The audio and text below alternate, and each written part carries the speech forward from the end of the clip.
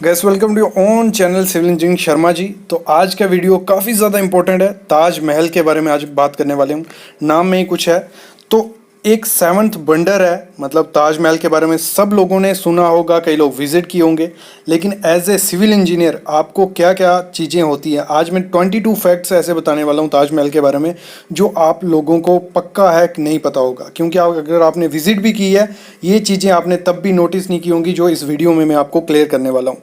तो हम थोड़े बेसिक से स्टार्ट करेंगे, फिर हम उसकी कंस्ट्रक्शन की तरफ जाएंगे। जो नॉन टेक्निकल पर्सन है वो भी ये ज़रूर वीडियो देखना, क्योंकि इसमें 22 फैक्ट्स ऐसे बताऊंगा जो ताजमहल के बारे में आपको पता ही होने चाहिए।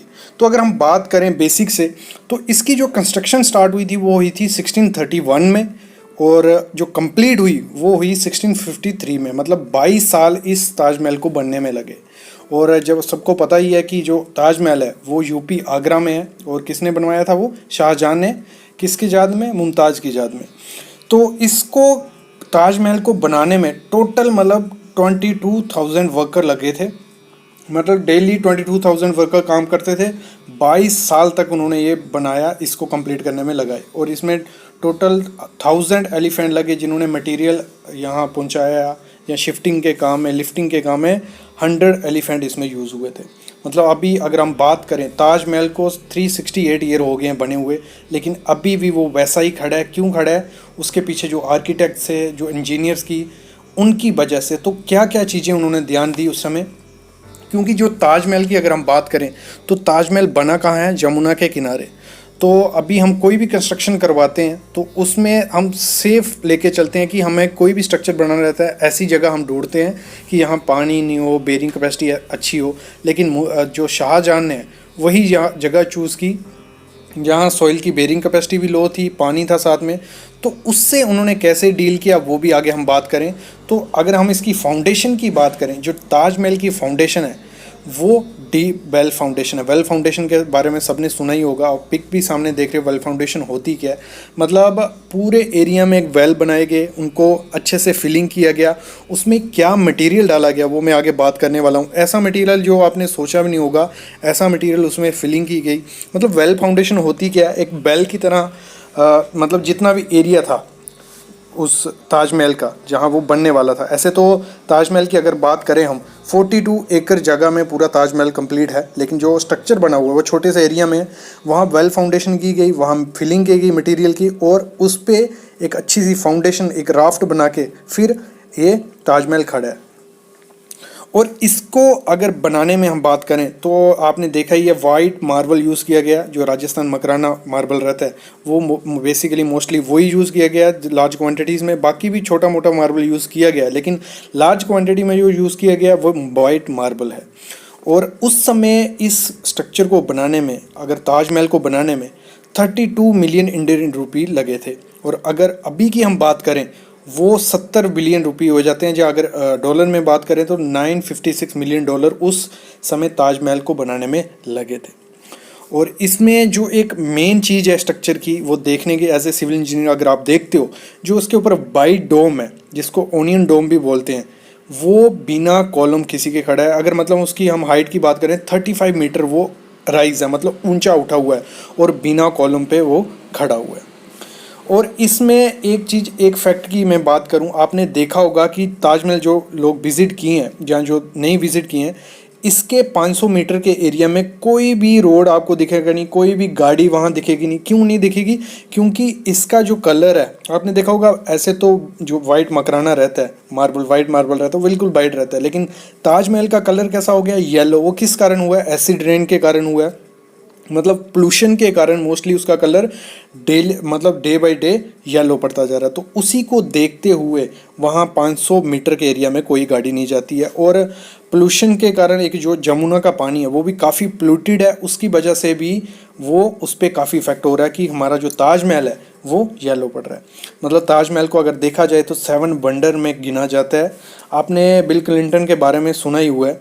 उनका एक वर्ड था जब वो इंडिया में आए, उन्होंने एक चीज़ कहा था कि ऐसे तो दो ही टाइप के लोग होते हैं दुनिया में, मतलब एक जो जिन्होंने ताजमहल देखा है, एक वो जिन्होंने नहीं देखा है। मतलब उन्होंने काफ़ी तारीफ़ की थी बिल क्लिंटन ने ताजमहल की। ऐसे तो काफ़ी वंडर्स हैं, 7 वंडर्स हैं पूरे वर्ल्ड में, लेकिन ताजमहल को उनको काफ़ी ज़्यादा पसंद आया और उन्होंने यही कहा था कि ताज जैसा कोई भी नहीं। अगर हम बात करें ताजमहल, अब जब भी एंट्री करते हो वो उसका फ्रंट नहीं है, मतलब एक फैक्ट ये भी है, वो उसकी बैक साइड नहीं फ्रंट साइड है। ये भी एक मिथ है। और एक मिथ और इस ताजमहल के साथ जुड़ी हुई है कि जो 22,000 वर्कर उसमें काम कर रहे थे उनके हाथ काट दिए थे, लेकिन इसका कोई प्रमाण या सबूत अभी तक प्रूफ नहीं है कि उनके हाथ काटे गए थे। और कुछ लोग ऐसा भी कहते हैं कि उनके साथ एक बॉन्ड साइन किया था, उनके लाइफ टाइम कमाई दे दी गई थी कि आप ऐसा स्ट्रक्चर कभी नहीं बनाओगे, लेकिन उनके हाथ काटे गए हैं, ये अभी तक कोई इस चीज़ का प्रूफ नहीं है।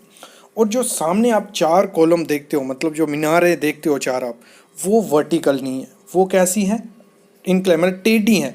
उनको इस हिसाब से डिज़ाइन किया गया है कि अगर बाई चांस कभी भी अर्थक्वेक वगैरह आता है 7 पॉइंट ऊपर से या 8 पॉइंट रेश होगा, तो वो जब भी मीनारें टूटे वो बाहर की तरफ टूटे कि मतलब अगर वो वर्टिकल रहें। दो चीज़ें होती हैं, अगर वो कोई भी चीज़, हम हमारी आंखें कैसे होती हैं गोल, अगर हम कोई भी चीज़ देखेंगे वर्टिकल और उसके सामने जो छोटी चीज़ होगी वो हमेशा हमें टेढ़ी सी दिखेगी, मतलब पूरी सीधी नहीं दिखेगी। तो आर्किटेक्ट ने इस हिसाब से डिज़ाइन किया कि जो उसकी मीनारें हैं उनको ऐसा डिज़ाइन किया कि वो बाहर की तरफ रहें, जब भी अर्थक्वेक आए बाहर की तरफ टूटें, और जो ताजमहल है वो हमेशा हमें सीधा वर्टिकल दिखे। अगर ताजमहल की हम हाइट की बात करें तो 73 मीटर हाइट ताजमहल की है।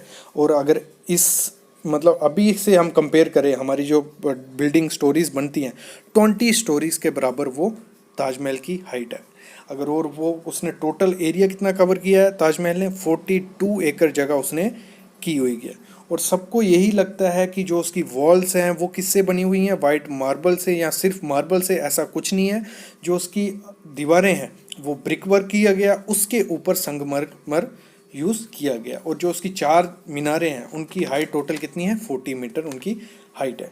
जैसे मैंने स्टार्ट में बात की थी कि जो उसकी फाउंडेशन है वो वेल फाउंडेशन की गई, क्योंकि वहाँ बेरिंग कैपेसिटी काफ़ी ज़्यादा लो थी, मिट्टी भी अगर हम उसको डायरेक्ट बनाते तो वो बैठ सकता था और उसमें क्रैक आ सकते थे, लेकिन उन्होंने वेल फाउंडेशन की और उसमें उन्होंने काफ़ी मटेरियल यूज़ किया गया। ऐसा मटेरियल यूज़ किया गया, ये काफ़ी अच्छा फैक्ट है।